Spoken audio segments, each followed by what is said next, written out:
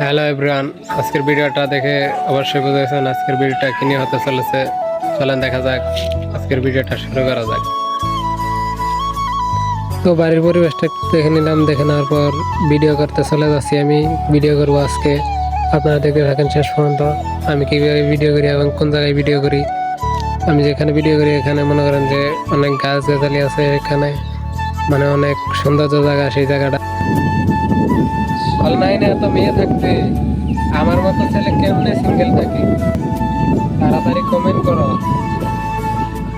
তো বন্ধুরা, আমি এই ভিডিওতে ফানি কন্টেন্ট লাগাবো, তার জন্য আমি এরকম ভিডিও করলাম। আশা করি আপনারা বুঝতেই পারতেছেন যে ভিডিওটা কিরকম হবে। তো আমি তারপর কাজে লেগে গেলাম, কারণ আমার গরুর খাবার দিতে হবে। তার জন্য আমি সারি বলতে হবে, মানে ঘাস ঘাস কাটতে হবে, ঘাস পালতে হবে।